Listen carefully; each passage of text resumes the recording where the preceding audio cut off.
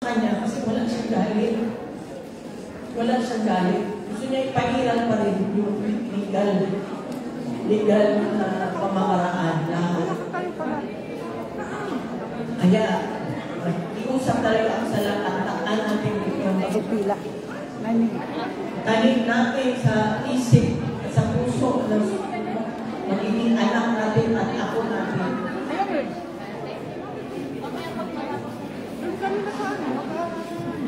Never another Marcos. Duterte pa rin ang tunay na nagmamahal sa atin. Laban niya ay laban natin. Pilipinas, Duterte pa rin. Mag-say tayo. Ready, steady. Pilipinas, Duterte pa rin ang tunay na nagmamahal sa atin. Laban niya at laban natin. Pilipinas, Duterte pa rin. Pilipinas, Duterte pa rin ang tunay na nagmamahal sa atin. Laban niya ay laban natin. Pilipinas, Duterte pa rin. Pilipinas, Duterte pa rin. With the music, please. Practice lang. Okay, here we go.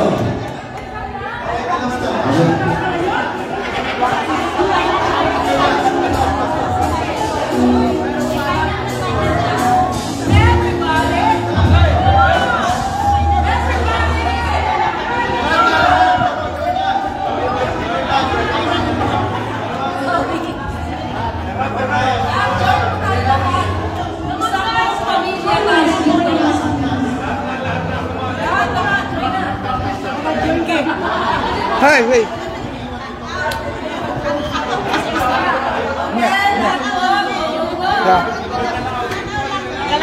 Yeah. Ladies and gentlemen, let's give our heart and heart and kingdom. Ang ulo ay kumalang ka. Isa ang nais mo lang. Isigaw ang nadarama. Pilipinas, liwag sa kasama. Pilipinas, Duterte pa rin ang tunay na nagmamahal sa atin. Laban niya ay laban natin. Pilipinas, Duterte pa rin.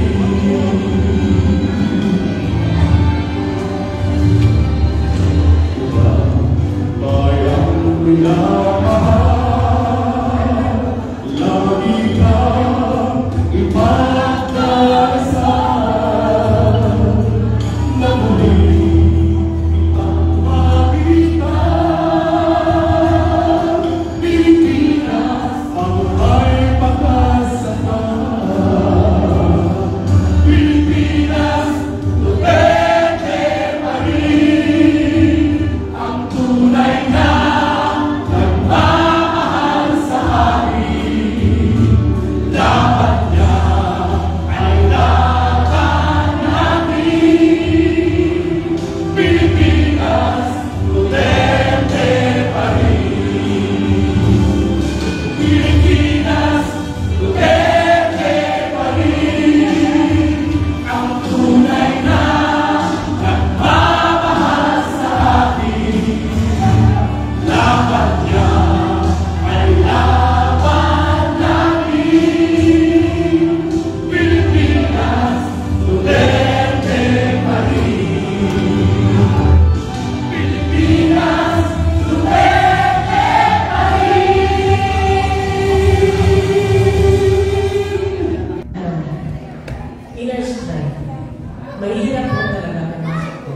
not because of, yung place or ano, but because of yung kinalalagyan niya yung sitwasyon mo.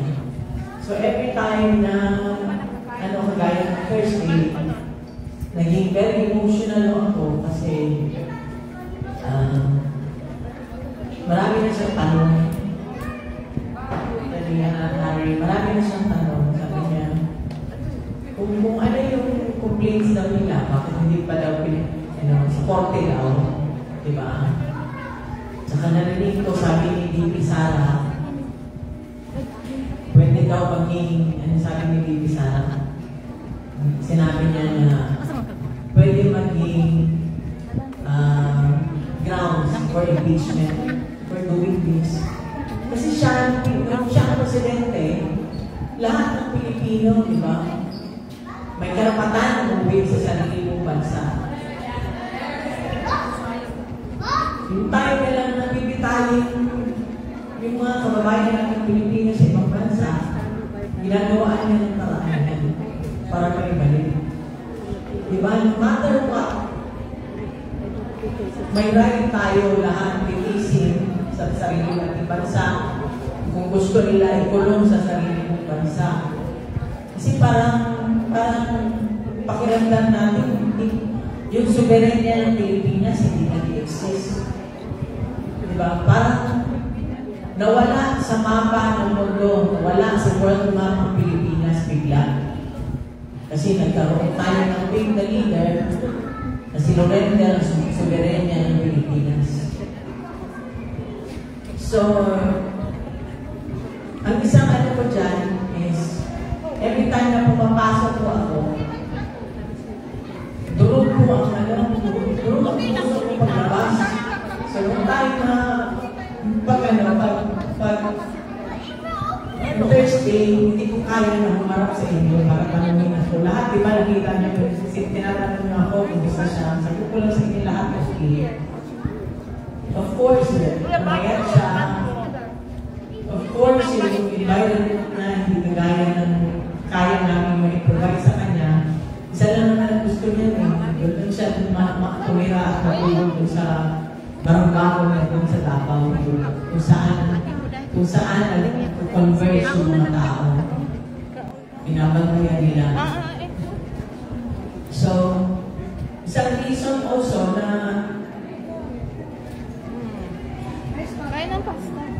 nakakaano ng puso kasi minsan hindi ko, yung sinasabi niya, hindi ko masabi sa mga anak, lalo na sa anak ko kasi yung anak ko lang walang pamilya. Hindi ko parang ano ba yun? Kung sa Bisaya pa tuloy ba? Pili ba? Hindi ko masabi. Guru ko kasi yung anak ko, every time siya talaga nagpapalimayin sa group chat namin na may call pinapaalala niya sa mga lawyers. Hello po. Tita. Walang mapag-iwanan eh. Kasi sila nagpunta naman doon sa Harlem. So Independence Day pa. Thursday pala nag-delay siya. So, follow up siya ng follow up. Sabi niya, hindi pa tumatawag ang lala ko, papa daw niya. Kasi nung time na yun, pag-check up yata siya, sinit siya. Kaya, medyo nag-delay yung tawag. Tapos nag-abot yung tawag natin tsaka yung visit ko. Kaya, pero at least natawagan niya rin si Veronica.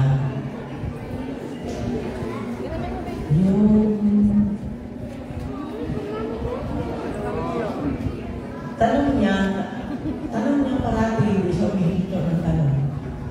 Ano daw timetable? So ako, hindi ko naman masagot. Tapos bawal pa kami mag-discuss doon about sa case. Sabi ko, kaya ginagawa ko, paglabas ko dito, tawagan mo si Nick, yung lawyer. So yun ang ano niya, tinatanong niya sa akin. Tapos,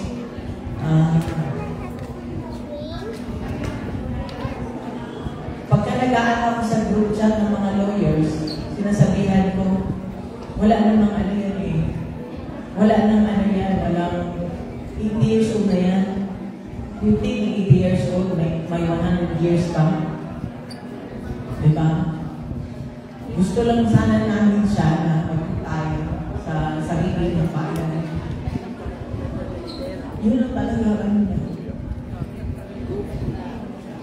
Kung mawala na sa buhay sa sarili ng bayan.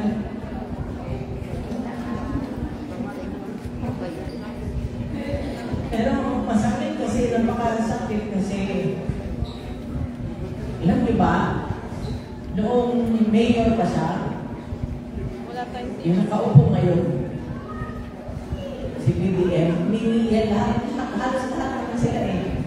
Doon nga sa TV station, TV program na Bigan sa Masa, humingi pa siya ng tulong para magpa-endorse ng senator.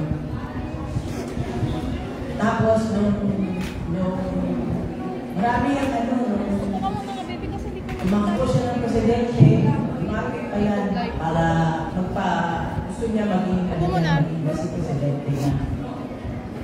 Tapos, naging presidente siya, alam mo ba, ako bilang kasama niya, natakot ako. Sabi ko, bakit mo isugal yung presidency mo para ipaliging yung senior doon sa ano? Lahat legal ng kanya. Sabi na, wala namang ano eh.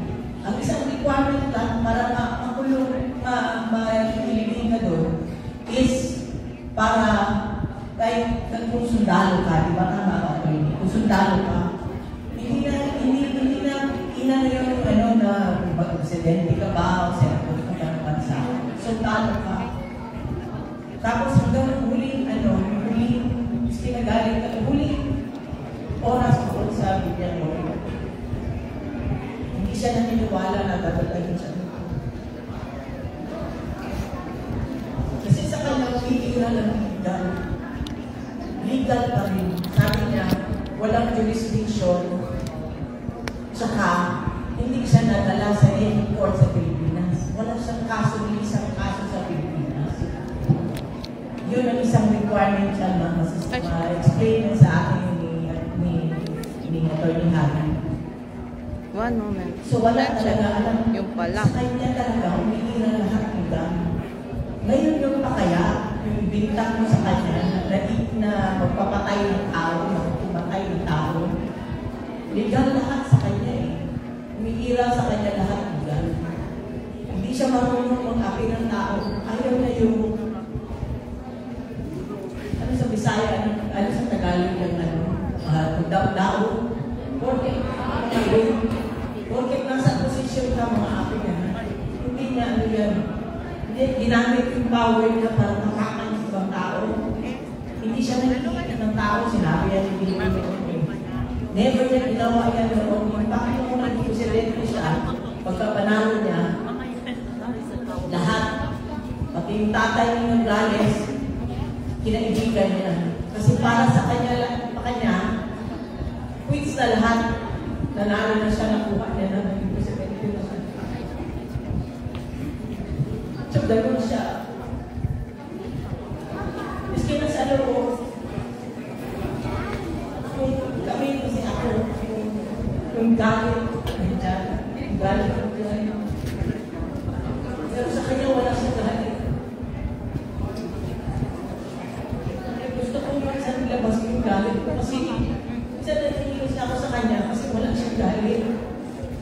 Wala siyang galit. Gusto niya ipahiran pa rin yung legal na pamamaraan na kaya iusap talaga ako sa lahat at natin yung pagpila. Tanim natin sa isip, sa puso, magiging anak natin at ako natin.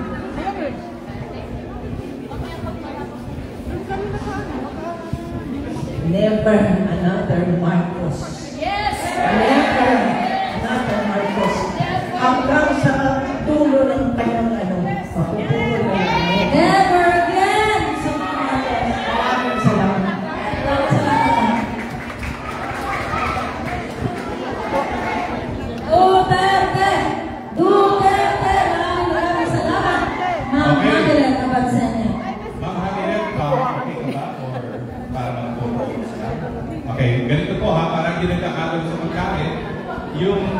Gusto mo na magpo-photo ops, can have photo ops here para hindi lahat nagpapatulan sa... I think ganito na lang gawin natin kasi ay makarami tayo.